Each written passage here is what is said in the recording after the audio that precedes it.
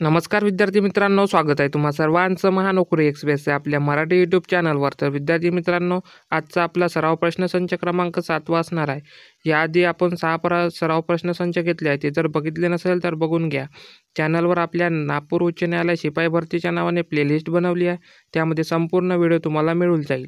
तर चला आजच्या व्हिडिओला सुरुवात करूया।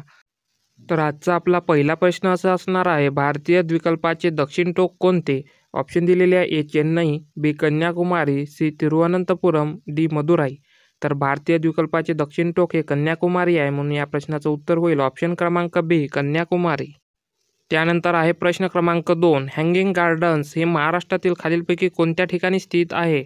ऑप्शन दिलेले आहे, ए पुणे, बी सोलापूर, सी मुंबई, डी नागपूर। तर हँगिंग गार्डन हे मुंबई या ठिकाणी आहे, म्हणून या प्रश्नाचं उत्तर होईल ऑप्शन क्रमांक सी मुंबई। त्यानंतर आहे प्रश्न क्रमांक 3, कोणत्या राज्याच्या अंतर्गत जल्लीकट्टू 2023 महोत्सव आयोजित केला गेला? ऑप्शन दिलेले आहे, आंध्र प्रदेश, बी तामिळनाडू, सी केरळ, डी तेलंगणा। तर जल्लीकट्टू 2023 महोत्सव हा तामिळनाडू या राज्याने आयोजित केला होता, म्हणून या प्रश्नाचं उत्तर होईल ऑप्शन क्रमांक बी तामिळनाडू। त्यानंतरचा आहे प्रश्न क्रमांक 4, पुरोगामी या शब्दाचा अर्थ काय आहे? ऑप्शन दिलेले आहे, ए शहरी, बी पुरस्कार, सी सुधारणावादी, डी हेकेखोर। तर पुरोगामी या शब्दाचा अर्थ आहे सुधारणावादी, म्हणून या प्रश्नाचं उत्तर होईल ऑप्शन क्रमांक सी सुधारणावादी। त्यानंतर आहे प्रश्न क्रमांक 5, महाराष्ट्र सरकारच्या नमो किसान सन्मान योजनेचा शुभारंभ कोणाच्या हस्ते करण्यात आला आहे?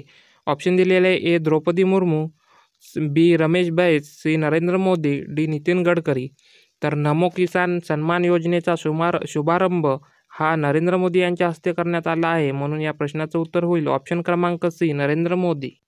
त्यानंतर आहे प्रश्न क्रमांक 6, संविधान दुरुस्ती करण्याची प्रक्रिया अनुच्छेद रिकामी जागामध्ये नमूद आहे?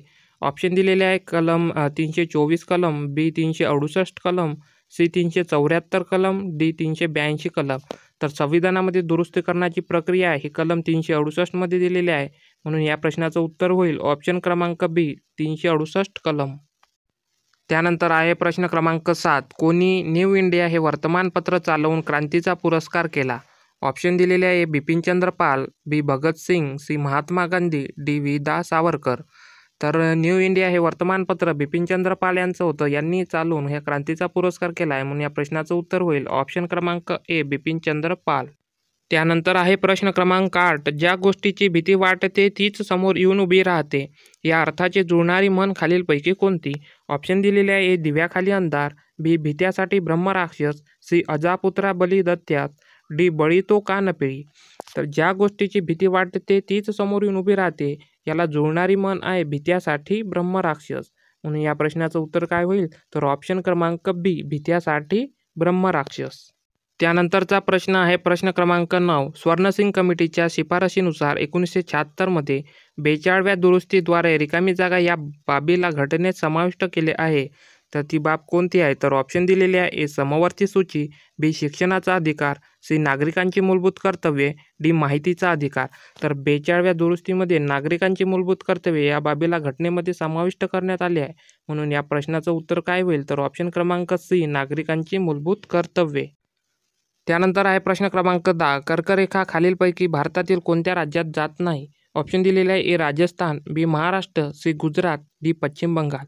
तर दिलेल्या ऑप्शनपैकी महाराष्ट्र या राज्यातून कर्कवृत्त जात नाही, म्हणून या प्रश्नाचं उत्तर होईल ऑप्शन क्रमांक बी महाराष्ट्र।